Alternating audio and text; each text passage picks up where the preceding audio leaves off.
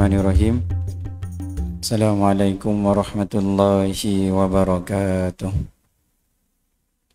Innal hamdalillah nahmaduhu wa nasta'inuhu wa nastahdihu wa nastaghfiruh wa na'udzu billahi min syururi anfusina wa min sayyiati a'malina. Man yahdihillahu fala mudilla lahu wa man yudlilhu fala hadiya lahu. Asyhadu an la ilaha illallah wahdahu la syarika lah wa asyhadu anna sayyidana Muhammadan abduhu wa rasuluh. Allahumma salli wa sallim ala sayyidina Muhammad wa ala alihi wa ashabihi ajma'in. Wa qala rabbi shrah li sadri wa yassir li amri wahlul 'uqdatam min lisani yafqahu qawli. Thumma amma ba'd. Alhamdulillah summa alhamdulillah, setinggi-tinggi kesyukuran kita rafa'kan kepada Allah Subhanahu wa taala. Dengan limpah rahman dan rahimnya, pada malam ini dapat kita menunaikan solat fardu maghrib secara berjemaah. Walaupun keadaan di luar cuaca hujan sepanjang hari, alhamdulillah diberikan kekuatan, dipermudahkan kita. Dan berikutnya dapat kita sama-sama duduk dalam masjid ini menunaikan solat fardu maghrib dan beriktikaf sambil mendengar perkongsian ilmu. Mudah-mudahan kita mendapat manfaat sesuai dengan firman Allah Subhanahu wa taala, fadzakir fa inna dzikra tanfa'ul mu'minin, dan berikanlah peringatan kerana memberikan peringatan itu memberikan manfaat kepada orang-orang yang beriman. Jadi mudah-mudahan kita dapat faedah insya-Allah. Tuan-tuan dan puan-puan yang saya muliakan, malam ini kita sambung perbahasan kita yang tempoh hari 2 minggu lepas. Seminggu lepas kita tak ada kuliah. Sambung pada hadis yang ke-7, Kitab Al-Arba'in An-Nawawiyah. Hadis 40 Imam Nawawi. Kita berada di hadis yang ke-7. Jadi sebelum sambung, kita ulang sekali lalu apa yang telah kita kongsikan pada pertemuan yang lalu, iaitu kita kongsikan agama adalah nasihat. Agama adalah nasihat. Saya bacakan terjemahan hadis. Hadis yang diriwayatkan daripada Sayyidina Abu Ruqayyah Tamim bin Aus Ad-Dari radhiyallahu anhu, bahawa Rasulullah sallallahu alaihi wasallam bersabda, agama adalah nasihat. Lalu kami bertanya, untuk siapa? Lalu dijawab oleh baginda Nabi, untuk Allah, untuk kitabnya, untuk Rasulnya, dan bagi para imam-imam muslimin dan seluruh muslimin, iaitu selain para imam-imamnya. Hadis ini hadis yang diriwayatkan oleh salah seorang sahabat Nabi, Sayyidina Aus Sayyidina Tamim bin Aus, iaitu gelaran dia Abu Ruqayyah, kerana anak perempuannya namanya Ruqayyah. Hadis yang menceritakan mengenai kepentingan nasihat. Dan kita juga telah kongsikan apakah yang diertikan ataupun yang dimaksudkan dengan nasihat, iaitu nasahtur rajulu thawbahu. Dalam erti kata yang lain, nasihat ini adalah nasahar rajulu thawbahu, lelaki, seorang lelaki menjahit, menampal ataupun memperelokkan pakaiannya. Kemudian dalam maksud yang lain, nasihat juga diertikan sebagai nasahtul asal, menyaring, menapis madu. Nasihat ini adalah untuk kita kata apa, mensucikan ataupun memurnikan. Kerana madu bila mana dapat daripada tempatnya, maka nak dibersihkan terlebih dahulu. Yang mana tak sepatutnya ada, maka dia keluarkan. Kalau emas pun begitu, setelah digali, dicari gali emas, bukan terus dijual, tapi dibersihkan terlebih dahulu. Begitu juga kita panggil zahaban khalisan, emas yang tulen ataupun emas yang suci, tak dicampur dengan sebarang kotoran ataupun benda yang tak sepatutnya. Jadi nasihat ini maksudnya suci, murni, tulus, Nasihat ni juga maksudnya memperelokkan ataupun memperbaiki. Lalu para sahabat tanya Nabi, wahai Rasulullah, kepada siapa nak ditujukan nasihat ni? Lalu Nabi menjawab, lillahi wa li kitabihi wa li rasulihi. Lillahi, maksud nasihat kita untuk Allah adalah kita mensucikan ataupun mengikhlaskan keimanan kita kepada Allah. Keimanan kita kepada Allah itu kita sucikan, kita murnikan. Mestilah kita mensifatkan Allah dengan sifat-sifat yang selayak baginya. Dan kita membersihkan Allah. Kerana Allah itu maha suci dan maha tinggi daripada segala sifat-sifat yang tidak layak. Jadi maksud nasihat kita kepada Allah, beriman dengan erti kata iman yang sebenar. Iman yang sebenar, tidak mensyirikkan Allah dan melakukan perbuatan semua sekali lillahi ta'ala. Kita selalu baca dalam doa iftitah.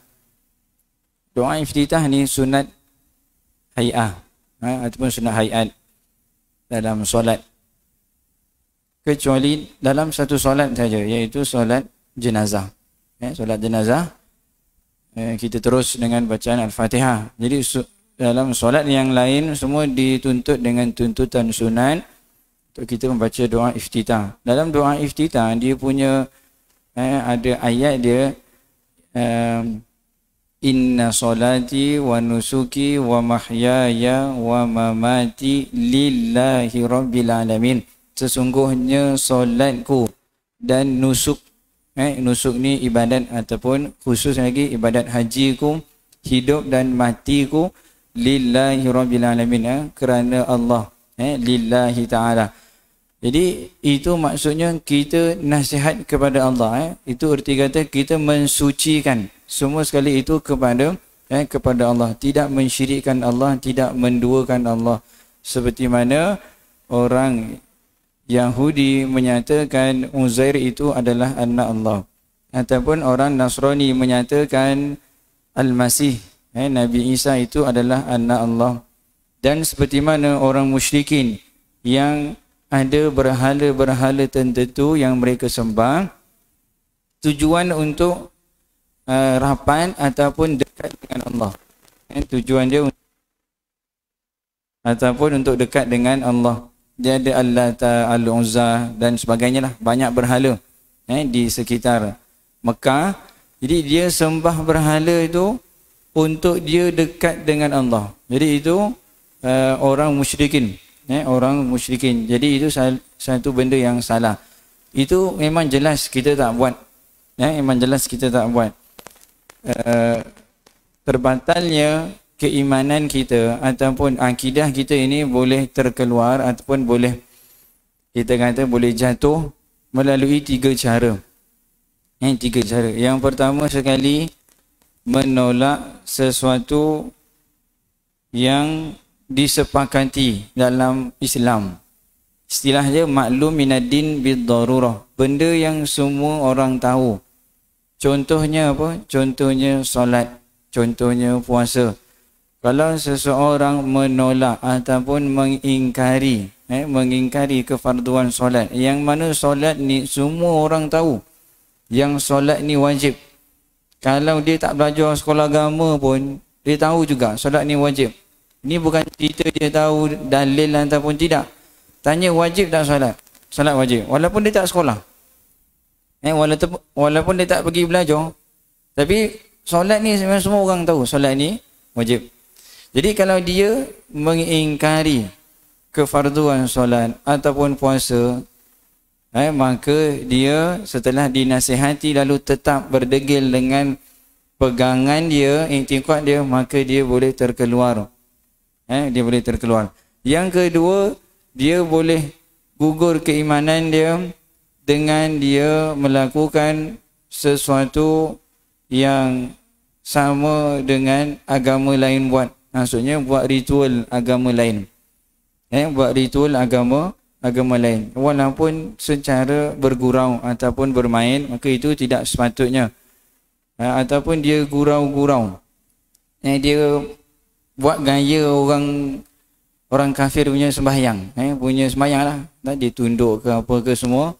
Jadi itu tidak sepatutnya buat gurauan. Kemudian yang ketiga, boleh seseorang itu boleh gugur imannya dengan sebab mulutnya ataupun percakapannya. Tadi dengan hatinya, dengan perbuatannya. Yang ketiga dengan percakapannya. Mungkin dia menolak hukum Allah ataupun menyatakan hukuman Allah ni tak sesuai dengan zaman sekarang, ataupun bergurau-gurau dengan benda yang tak sepatutnya dibuat gurauan. Contoh kata apa? Kalau seseorang dinasihati lalu dia berdegil, kata tak apalah, aku biar aku je uruskan diri aku, kubur kita lain-lain, engkau pun belum tentu lagi. Ataupun tak apa, kalau masuk neraka pun tak apa, kan tak melibatkan engkau. Maksudnya dia menolak nasihat itu dengan cara yang kasar ataupun biadab, lalu memperolokkan. Jadi itu boleh terbatal dia punya keimanannya sekiranya dia tidak bertaubat. Ada perkara yang boleh dibuat gurau. Macam orang bergurau, dia panggil kawan dia kafir. Dia panggil kawan dia kafir. Woi, dia panggil woi kafir. Dia gurau. Tapi sebenarnya benda itu tidak boleh dibuat gurau. Ni gurau yang tahap memang dahsyat betul lah ni. Gurau tu panggil kafir tu, Gus. Woi kafir sini, kau ni. Dia bergurau sebenarnya. Orang tu Islam. Dalam hadis Nabi, siapa yang menyatakan kepada seseorang, ya kafir, wahai kafir, maka kata-kata itu akan terkena kepada salah seorang. Kalau betul yang dikatakan itu memang kafir, maka kafirlah. Tapi kalau dia tidak kafir, maka dia khawatiri benda itu akan patah balik kepada siapa yang berkata. Jadi itu tidak sepatutnya dibuat gurauan. Jadi itu nasihat kita kepada Allah adalah ketulusan, kesucian. Jadi belajar ilmu akidah, itu perlu dibelajar, ilmu tauhid. Jadi alangkah bagusnya kalau dalam mingguan di masjid ni lah ada yang mengajar akidah. Akidah, fiqh dan tasawuf ataupun akhlak. Itu tiga ilmu yang kita wajib pelajari. Akidah. Jadi kalau ada, saya tak pasti ada ke tak ada masjid ni. Dahulu ada, tapi tak pastilah sekarang. Jadi kalau ada, bagus. Jadi kita belajar berguru. Belajar berguru akidah ni. Yang kita belajar daripada kecil itulah akidah ataupun sifat 20. Ahli sunnah wal jamaah menyatakan akidah khamsin, akidah 50. 20 sifat wajib bagi Allah, 20 sifat yang mustahil bagi Allah, 1 sifat yang harus bagi Allah. 41. 4 sifat wajib bagi Nabi, 4 sifat yang mustahil bagi Nabi. 8, 1 sifat yang harus bagi Nabi. 9 tambah 41 maka jadi 50. Kita panggil juga dengan akidah khamsin, akidah 50. Itu kita tahu. Sekadar mana nak tahu, sekadar boleh menyelamatkan akidah kita. Tu. Maksudnya tak tahu dalil secara detail pun tak apa. Tetapi untuk selamatkan akidah kita, itu benda yang kadar ataupun tahap mana yang kita nak belajar ilmu ni. Macam solat. Kita solat. Jadi sekadar mana kita nak belajar pasal solat ni. Sekadar solat kita sah. Tahu benda yang mesti, tahu benda yang batalkan. Benda yang mesti, rukun solat, syarat sah solat, dan benda yang batalkan solat, supaya solat kita tu sah. Kalau tak tahu dalil pun tak apa, tapi kita belajar. Belajar, maksudnya belajar, kadang dalil tu tak hafal tak apalah. Tapi kita tahulah yang kita buat ini betul, yang kita buat ni salah. Itulah termasuk juga dalam semua ilmu yang lain yang kita buat sekadar sah ataupun lepas untuk diri kita sendiri, untuk diri kita. Itu nasihat kepada Allah dan nasihat kepada kitabullah, ketulusan, kesucian kita kepada Al-Quranul Karim. Maka sebelum ni kita dah kongsikan, di antaranya adalah membaca Al-Quran dan menghafalkan Al-Quran. Dalam sebuah hadis Nabi bersabda, yuqalu li sahibil Quran iqra' wartaqi warattil kama kunta turattilu fid dunya fa inna manzilataka inda akhir ayatin taqra'u biha. Dikatakan kepada pembaca Al-Quran, bacalah dan majulah serta bacalah dengan tartil, dengan sempurna betul, sebagaimana kamu pernah membacanya ketika di dunia. Sesungguhnya martabatmu ialah pada ayat terakhir yang kamu baca. Kedudukan seseorang itu di syurga, martabat dia pada ayat yang terakhir dia baca. Maksudnya semakin banyak dia baca, maka semakin tinggilah kedudukan dia, darjat dia, martabatnya di syurga. Kemudian juga membaca Al-Quran dengan tartil. Ini kita dah masukkan dengan bertajwid. Tajwid, hukum dia wajib kita mengaplikasikan. Ketika mana kita membaca paling kurang surah Al-Fatihah. Paling kurang. Pasal itu adalah rukun qauli dalam solat kita. Tajwid tak wajib kita tahu pendetilan nama hukum ni. Zaman Nabi memang tidak ada pembahagian nama tu. Mereka membaca talaki musyafahah. Nabi turun dekat Nabi, Nabi baca. Jadi dia nampak secara langsung. Secara langsung. Jadi yang wajib tajwid ni adalah kita mengaplikasikan. Jadi kalau tak tahu pecahan huruf mat ada berapa, mat lazim, mat silah, mat munfasil, mat mutasil, banyak, terlalu banyak. Tak tahu pembahagian itu tak apa. Tapi bila kita baca kita tahu, oh yang ini kena dengung, yang ini kena panjang 2 harakat, yang ini tak boleh berhenti, yang ini kena berhenti, yang tu kena tahu. Tetapi nama-nama yang tu tak tahu tak apa. Tapi kalau tahu tu bagus lah. Kalau tahu tu advantage lah dia. Dia boleh tahu nama tu apa, cara nak sebut pun tak apa. Tapi kita kata paling kurang tajwid ni kita tahu macam mana nak sebut ayat itu. Walaupun kita tak mengetahui apakah nama hukum dia. Macam kita. Tahu ni dengung ni. Ni tahu kena baca 2 harakat. Ini tak boleh baca panjang, contoh yang kena baca pendek. Tahu. Tapi nama tak tahu. Lama dah tinggalkan. Tak okey dah tu. Okey dah. Itu sekadar ilmu tajwid. Tapi kalau seorang yang mengetahui lebih mendalam, lalu dia pula membaca dengan tajwid, dengan tartil, maka itulah yang terlebih baik. Kemudian juga kita memahami ayat dan pengertian yang disampaikan. Itu ketulusan, kesucian, nasihat kita kepada Al-Quran dan mengajarkan, serta kita berusaha untuk mengamalkan ayat suci Al-Quran. Kemudian nasihat kita untuk Rasulullah. Bukan seperti yang kita fahami, iaitu kita memberi nasihat, kerana Nabi itu sentiasa diberi bimbingan oleh Allah.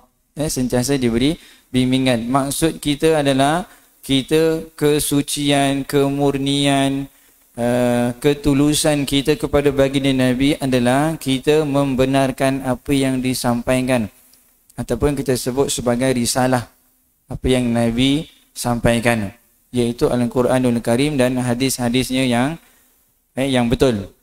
Kerana hadis itu terlalu luas perbahasannya.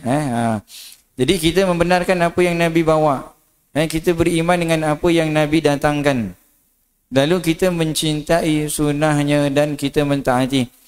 Dalam sebuah hadis Nabi bersabda, man ahya sunnati inda fasadi ummati kana lahu ajru syahid. Barang siapa yang mengamalkan, menghidupkan satu sunnahku ketika mana zaman kerosakan, zaman fasad, zaman sekarang akhir zaman fasad, maka bagi orang yang menghidupkan sunnah itu, bagi dia 1 pahala syahid. Wa fi riwayat mi'ata syahid. Dalam riwayat yang lain dapat pahala 100 orang mati syahid. Kalau dia menghidupkan satu sunnah Nabi dalam 24 jam seharian kita, kalau kita muhasabah lah, kita koreksi, start daripada kita buka mata sampailah kita nak pejam balik mata, berapa banyak sebenarnya amalan sunnah yang kita boleh buat tetapi kita tak buat, ataupun yang berjaya kita buatlah, yang kita buat. Daripada kita bangun tidur sebelum subuh, bangun baca doa, kemudian masuk ke bilik air baca doa, langkah kaki kiri, bersiwak, bersugi, berwudu, keluar balik, tengok cermin, sikat rambut, pakai baju, pakai seluar, keluar rumah, pergi masjid. Jadi itu terlalu banyak. Sebab tu ada satu kitab yang nipis kitabnya, lebih kurang RM6 ke RM8. 24 jam seharian bersama sunnah. Kitab dia nipis. Maksudnya benda yang selalu kita buat, tetapi kita abaikan tuntutan Islam dalam tu. Macam kita kata tadi, makan. Doa makan, semua orang baca lah biasanya. Tapi kadang doa lepas makan. Doa masuk bilik air, semua orang tahu. Allahumma inni a'udzubika minal khubthi wal khaba'ith. Doa keluar bilik air. Benda tu kan, satu hari berapa kali kita masuk bilik air. Kita jumpa orang bagi salam, kita bersin. Macam-macam banyak. Jadi benda-benda yang macam tu yang memang seharian kita lalui. Jadi kalau kita tidak buat ikut seperti mana yang Nabi ajarkan, maka dia jadi satu kebiasaan yang biasa saja, kosong lah. Makan, minum, tidur. Tapi kalau ikut sunnah Nabi, maka di situ datangnya pahala yang yang adat tadi dia jadi ibadat. Dia jadi ibadat. Kemudian setelah kewafatan Nabi, nasihat kita untuk Nabi adalah kita mempelajari sunnahnya. Mempelajari syama'ilnya, kisah sirah-sirah Nabi, kisah sahabat-sahabatnya, keluarganya. Jadi itu tanda ketulusan, kesucian kita kepada Nabi SAW. Bukan bererti kita menasihati Nabi. Dan kita juga membela Nabi ketika mana Nabi ataupun sunnahnya ataupun para sahabat ahli keluarganya dihina ataupun dikeji. Jadi kita paling kurang kita marah lah. Paling kurang. Macam baru ni yang ada orang yang melukis karikatur baginda Nabi. Maka kita pun bukanlah kita nak pergi, orang kata, berdemo dekat depan dia punya kedutaan. Tapi kurang-kurang kita baca tu, kita benci benda tu. Kita tak suka. Jadi benda marah tu mesti kena ada. Jadi kalau batang tubuh Nabi diserang ataupun dihina, dikeji, kita pun biasa saja. Maka itu bukan cinta yang sebenar lah. Jadi seorang kekasih pasti dia akan mempertahankan orang yang dia kasihi. Orang yang dia kasihi. Jadi itu baru betul-betul cinta yang tulus. Jadi itu maksud nasihat kepada Rasulullah. Kepada Rasulullah. Kemudian nasihat kepada para imam muslimin. Kepada para imam muslimin maksudnya yang pertama kepada pemerintah. Yang kedua kepada para ulama ataupun umara dan ulama. Umara adalah pemerintah. Ulama adalah orang alim ulama. Orang-orang alim. Jadi nasihat kita kepada para pemerintah adalah kita mentaati, menyukai kebaikan yang mereka buat dan kita bersabar atas apa kita kata sesuatu yang kita tak suka, apa yang mereka suruh, apa yang mereka buat. Dalam sebuah hadis Nabi yang mafhumnya Nabi bersabda, akan datang satu masa, satu zaman harta kita ini dimonopoli ataupun harta ini berlegar di sekitar orang-orang kaya saja. Lalu ada hak-hak rakyat yang terabai. Lalu para sahabat bertanya, wahai Rasulullah, sekiranya orang yang hidup pada zaman itu, apakah yang sepatutnya dia buat? Lalu Nabi berpesan, orang yang hidup ataupun bertemu dengan zaman tu, zaman pemerintah ni tamak harta. Bukan semua tapi ada. Maksudnya harta itu berlegar di kalangan mereka saja. Kemudian dia menyusahkan rakyatnya. Ada benda yang dia buat tu, yang diputuskan menyusahkan rakyat. Maka pesan baginda Nabi, Nabi suruh bersabar. Nabi suruh bersabar. Dan Nabi suruh yang kedua berdoa supaya hak kita dikembalikan. Itu je. Nabi tak suruh kita menggulingkan kerajaan ataupun membuat satu kumpul satu kekuatan. Itulah yang berlaku di negara-negara Timur Tengah. Sebab itu pada awal-awal kebangkitan rakyat di Syria, mereka ada yang menuduh Syahid Dr. Said Ramadan Al-Buti menyebelahi kerajaan. Dia kata ini ulama su', waliyahzubillah, ulama yang buruk, yang teruk. Kerana dia apa? Kerana dia tak keluarkan satu kata-kata supaya rakyat marah kepada pemerintah, presiden dia lah. Kerana Dr. Syed Ramadan Al-Buti melihat kalau dia keluarkan, dia bagi arahan supaya rakyat ni keluar ramai-ramai pergi serang polis, askar, tentera, nescaya lebih ramai yang mati. Seperti mana sekarang. Cuma sekarang ni kita mungkin tak banyak tahulah berita.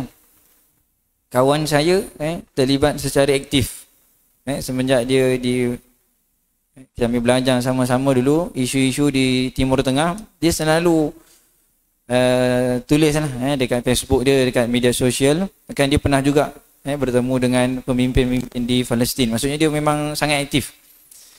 Baru ni dia beritahu akaun Facebook dia di-block, disekat oleh Facebook lah. Pasal apa? Selalu cerita pasal Palestin dan Syria. Kena 3 bulan. Kena 3 bulan. Ada juga. Kena juga 3 bulan. Pasal, jadi kalau nak tulis perkataan tu mungkin dia kena ubah nama. Palestin tu mungkin dia kena tukar nama lain ke. Sebagai password lah contohnya. Keyword. Dia kena. Jadi kerana mereka kumpul kekuatan serang balik pemerintah. Jadi pemerintah dia bukan attack kumpulan itu saja. Jadi pemerintah bila dia diserang oleh kumpulan yang ada kuasa, pemerintah tadi dengan tentera dia pergi serang satu kampung. Hospital dia serang, sekolah dia musnahkan, taman, perumahan, orang biasa semua dia bunuh. Jadi dia bukan bunuh orang pemberontak saja. Sebab itu Nabi pesan kat kita, kalau pemerintah buat benda yang kita tak suka, Nabi suruh kita sabar. Dengan sabar menanggung kesukaran, kepayahan tu. Nabi tak perintahkan keluar kita daripada jemaah, kumpul satu kekuatan pergi perang balik, serang balik. Kerana kesan ataupun mudarat daripada kita buat kumpul kekuatan pergi serang nak tunjuk protes kepada pemerintah, kesan dia lebih besar daripada bersabar di atas kepayahan yang pemerintah bagi. Besar dia apa? Dibunuh. Kan orang yang tak bersalah pun dibunuh juga. Jadi Nabi pesan. Jadi kalau yang baik maka kita sukai, yang tak baik maka kita sabar. Maka kita sabar. Seperti mana kita tengok sekarang lah. Penuh. Kita pun mungkin dah terbiasa dengan beberapa SOP yang ditetapkan. Nak pergi sini ada SOP dia macam-macam lah.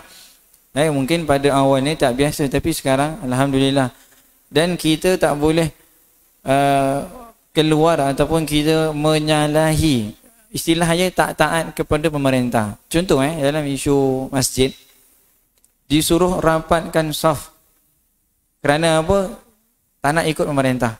Tak apa, kita jangan ikut je, kita rapatkan saf juga. Pasal dia kata apa? Pasal kita bukan takut virus, kita takut kepada Allah.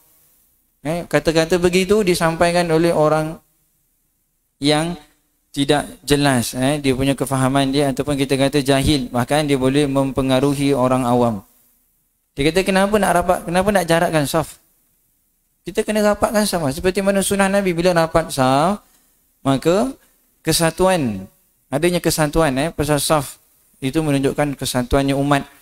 Tetapi dalam kondisi sekarang, bukan di Malaysia, bahkan di satu dunia, satu dunia. Jadi orang yang berkempen begitu maka dia tidak faham masalah. Jadi kerajaan buat begitu. Dibezakan dengan zaman Sayyidina Umar. Zaman Sayyidina Umar, ribuan bahkan puluhan ribu para sahabat dan tabi'in mati disebabkan penyakit ta'un. Ta'un ni bahasa dia kolera. Kalau ada doktor kat sini, kolera tak silap saya. Penyakit ta'un ni dia tak berjangkit seperti mana penyakit COVID-19. COVID-19 ni berjangkit dengan sentuhan, dengan udara ke, bersin ke apa, adalah benda-benda dia tu. Ta'un ni berjangkit dengan makanan, sisa kumbak najis kita. Jadi kalau sembahyang rapat pun tak ada masalah. Tapi sekarangnya lain. Kalau orang yang betul-betul takutkan Allah, dia ikut apa yang pemerintah katakan. Apa yang pemerintah katakan. Kalau orang yang macam tu dia kata, kenapa nak takut dengan COVID? Itu kan makhluk. Kita kan takut kepada Allah. Cuba letak dia sebelah harimau. Agak-agak takut tak dia? Sebelah buaya ke? Kalau dia takut, katakan pada dia, jangan takut. Harimau itu adalah makhluk Jangan takut kepada Allah saja. Yang tu dia tak boleh terima pula. Jadi kita ikut je lah. Kita ikut saja. Mudah-mudahan berakhirlah benda ni. Semua orang nak sembahyang seperti biasa. Semua kehidupan seperti biasa. Tapi dalam keadaan sekarang, maka belum dibenarkan lagi. Dalam hadis yang lain, dalam bab mentaati pemerintah, Nabi bersabda, siapa yang mentaati pemerintah, bermakna dia juga mentaati aku. Siapa yang mentaati aku, bermakna dia mentaati Allah. Siapa yang mengingkari pemerintah, tak nak dengar, selisih, dia tak suka berselisih dengan perintah, mengingkari, bermakna dia juga mengingkari aku. Siapa yang mengingkari aku, bermakna dia juga mengingkari Allah. Jadi ada ikatan di antara mentaati pemerintah dengan mentaati baginda Nabi dan mentaati Allah. Jadi kita mentaati selagi mana tidak diperintahkan kita buat benda yang salah. Setakat ni tak ada diperintahkan perempuan kalau nak keluar mesti buka tudung. Lelaki nak keluar mesti kena pakai seluar pendek contohnya. Maksudnya benda yang haram. Jadi setakat ni memang tidak ada begitu. Maka kita mentaati sampai selagi mana arahan itu tidak melanggar arahan Allah ataupun arahan Islam syariat. Selagi itu kita boleh tahan, tak ada masalah. Kalau dia bertentangan dengan itu, maka tak boleh kita taat. Itu nasihat kita untuk Rasulullah setelah kewafatan dia, mempelajari sirah sunnahnya dan kita mengamalkan dan kita membela perjuangan Nabi. Kemudian nasihat kepada imam pemerintah tadi begitu. Dan sekiranya pemerintah buat benar, kita benarkan, buat salah, kita salah. Jadi suka ataupun menyokong pemerintah itu bukanlah kepada batang tubuhnya, tetapi kerana kebenaran yang dia bawa. Satu benda yang kita kena biasakan adalah sekalipun kebenaran itu datang daripada musuh, maka kita kena benarkan. Walaupun dia bukan side kita, dia geng orang lain, tapi benda yang dia sebut tu betul, benar, kita sokong. Tapi kalau kesalahan itu keluar daripada orang yang seangkatan dengan kita, tapi kalau benda tu salah, yang walaupun dia geng kita, kita kena salahkan. Jadi itu baru betul pengikut yang betul. Bukan salah pun dia betulkan. Yang betul tu memang betul lah. Yang salah pun dia sokong juga. Yang salah pun dia sokong. Kemudian nasihat kepada para ulama bermaksud kita memuliakan mereka.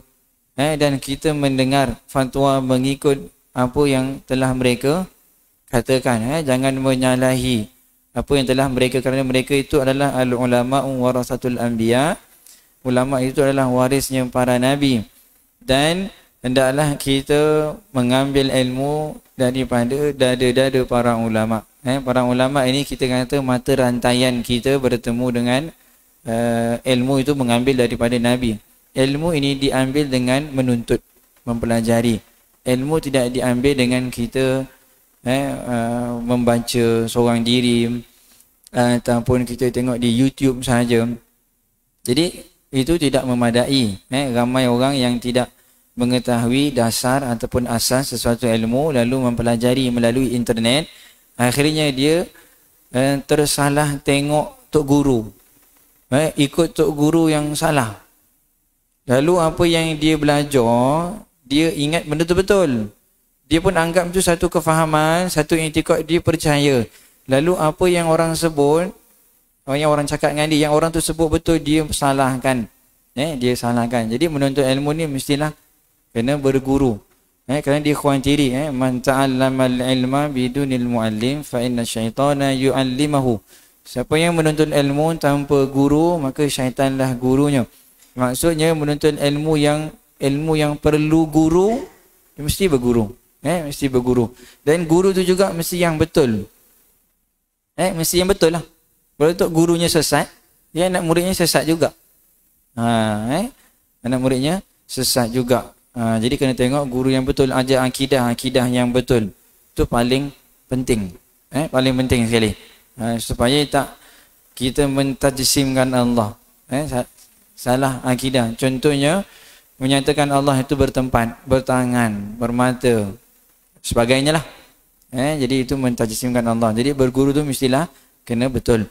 Kemudian nasihat kita kepada orang muslimin maksudnya adalah kita memberi tunjuk anjan. Ini yang seperti mana kita faham maksud nasihat, iaitu nasihat kita kepada orang lain adalah kita iradatul khairil mansuhu lahu, kita menginginkan kebaikan kepada orang yang kita nasihati.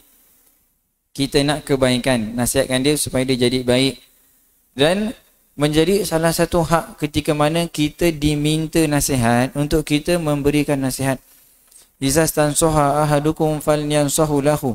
Ketika mana kita diminta nasihat oleh seseorang, orang datang jumpa kita, Tuan Haji, siapa sajalah, Puan Hajar, saya nak minta nasihat sikit, anak saya nak sambung belajar, anak saya nak macam ni, saya nak macam ni, boleh tak bagi nasihat sikit? Jadi ketika mana kita diminta nasihat oleh seseorang, maka berilah nasihat semampu yang kita boleh.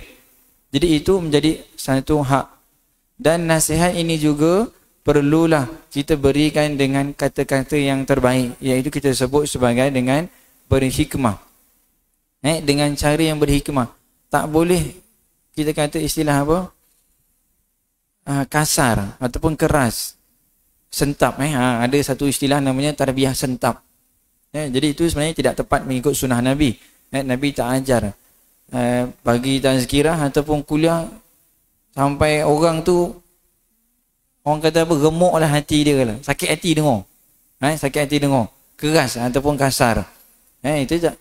Dia kena dengan cara yang berhikmah. Nabi pernah sekali sedang berkhutbah, orang Arab Badui datang, marah-marah Nabi, lalu minta harta kat Nabi. Minta harta dan minta tolong Nabi doakan supaya hujan turun. Tengah-tengah khutbah ni, tengah khutbah Jumaat, ya Rasulullah, tanaman-tanaman kami habis, binatang kami semua mati, tolong mintakan hujan turun. Tengah-tengah khutbah, sahabat masa tu ramai yang nak marah. Nabi tengah-tengah tu kan Nabi berdoa, Allahumma aghithna, turunkanlah hujan, turunkanlah hujan. Habis main Jumaat, semua bumi Madinah itu dibasahi dengan hujan. Tapi Nabi tak marah pun. Nabi tak marah. Kisah Arab Badui kencing dalam masjid. Kencing dalam masjid ni. Nabi tak marah. Kan Nabi pula marah sahabat, jangan kacau dia, biar dia habiskan kencing dulu. Takut kalau dia kejar, habis lagi satu masjid penuh yang kencing. Ataupun kalau dia marah, dia berhenti ke kencing, sakit pula dia, mudarat. Jadi Nabi dengan hikmah, dengan berhikmah. Jadi itu nasihat seorang Muslim kepada Muslim yang lain. Jadi ketika memberi nasihat, ada beberapa adab yang kita perlu jaga. Di antaranya adalah menjaga niat kita semasa kita memberi nasihat. Jadi waktu beri nasihat itu memang kita menginginkan kebaikan. Bukan kita nak tunjuk kita pandai, orang tu tak pandai. Kita tahu, orang tu tak tahu. Sebab itu kena guna kataan yang baiklah. Nasihat kepada budak-budak tak sama dengan nasihat dengan kawan-kawan. Nasihat dengan kawan-kawan tak sama dengan nasihat dengan orang yang lebih tua. Nak nasihat anak dengan isteri itu berbeza caranya, kaedahnya, ayatnya, tempat pun kena pilih tempat. Kalau nasihat isteri depan-depan orang, depan-depan anak-anak, jatuhkan maruah dia, jatuhkan wibawa. Isteri pula kalau marah suami, ayah kepada depan anak-anak, maka menjatuhkan wibawa dia sebagai ketua keluarga. Jadi mungkin dipanggil, masuk dalam bilik ke apa, jadi sembang, nak marah ke apa semua, bukan di hadapan ataupun bukan di khalayak. Maksudnya ada cara dia lah. Yang pertama sekali kita kata niat yang baik. Yang kedua pilih perkataan yang tepat, kataan yang baik. Yang ketiga tawakkul sebentar bagi laluan azan fardu isya. Allahumma salli ala Muhammad wa ala alihi wa sahbihi wa barik wa sallim. Allahu Akbar, Allahu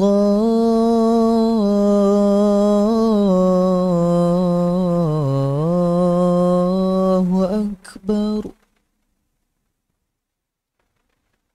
Allahu Akbar,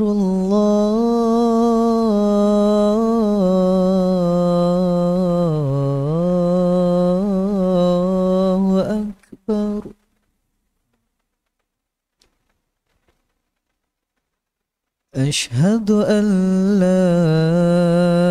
إله إلا الله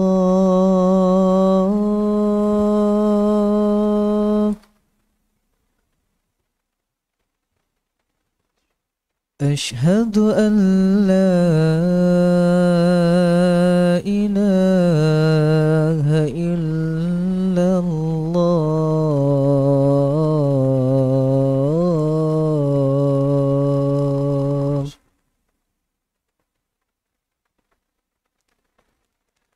أشهد أن محمد رسول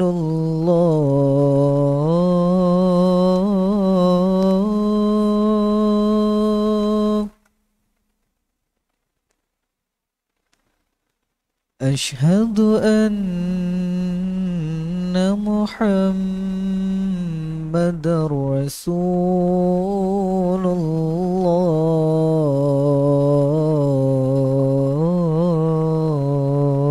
الله حي على الصلاة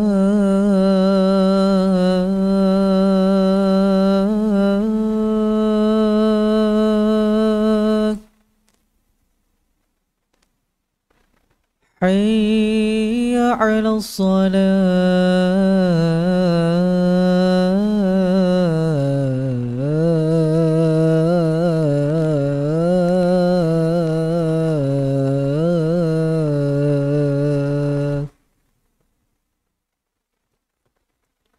حي على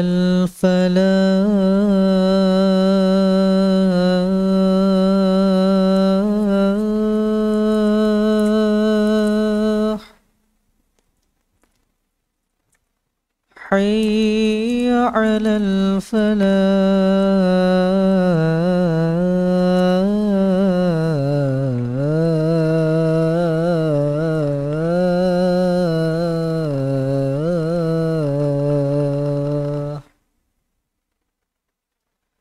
الله أكبر الله أكبر لا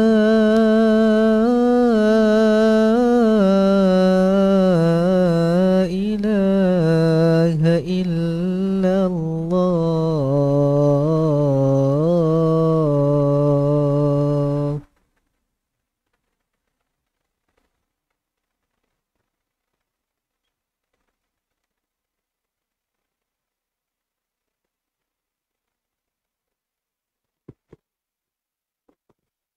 Sambung sedikit.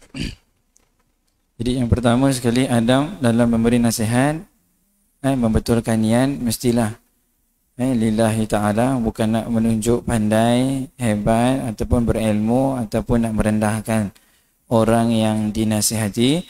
Yang kedua, mestilah memilih perkataan yang baik, perkataan yang bersesuaian, kerana likulli maqam maqal, pada setiap kedudukan itu ada perkataan yang sesuai. Setiap orang cakap dengan orang biasa, orang kampung tak sama dengan cakap dengan orang bandar. Cakap dengan rakyat biasa tak sama cakap dengan pemerintah. Jadi ada ayat-ayat dia yang tertentu, maksudnya cara yang tertentu, pilih cara yang terbaik. Kemudian mestilah menyembunyikan keaiban orang yang kita nasihatkan. Contoh, kita telah menasihati seseorang, lalu kita tidak boleh membuka keaiban dia di hadapan orang lain. Contoh macam mana, kita dah cakap dan nasihatkan seseorang, contoh dia tak pakai tudung lah, lalu kita pun cerita kat kawan kita, nak tahu tak hari tu aku jumpa dia, aku cakap dengan dia macam ni, aku pelik betul, takkan itu pun tak tahu. Maksudnya dia nak cerita yang dia tu dah nasihatkan si fulan, sebut secara spesifik siapa nama dia tu semua, jadi orang kenal, orang tahu. Jadi itu malukan, tapi dalam tujuan untuk pengajaran, tanpa disebut siapa orang tu, yang itu tak apa, yang itu boleh, kan pentingnya. Sebab tu orang yang nak kahwin pun, Nabi kata sunat lelaki pergi tengok orang yang dia nak pinang, pun orang yang dia nak kahwini, tengok dulu. Ataupun kalau tak tengok, pergi tanya dengan kawan dia. Dia tu macam mana? Orang yang dia rapat dengan awak, saya nak tanya macam mana perempuan tu ataupun lelaki tu macam mana. Jadi kita bagi nasihat, oh dia tu okey, solatnya okey, ataupun agamanya baik, hubungan dia, akhlak dia baik. Jadi kita nasihatkan. Kalau tak okey, sebut simple je, dia tak sesuai.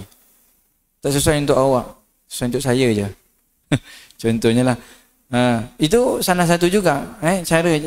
Jangan, boleh dia tengok wajah dan dia tengok telapak tangan tu. Nabi perintahkan siapa yang nak bernikah lelaki, tengok muka.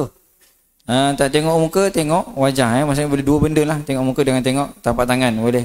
Telapak tangan menunjukkan seorang itu kerja ke apa, ataupun ke kulit dia lah, kulit dia keseluruhan.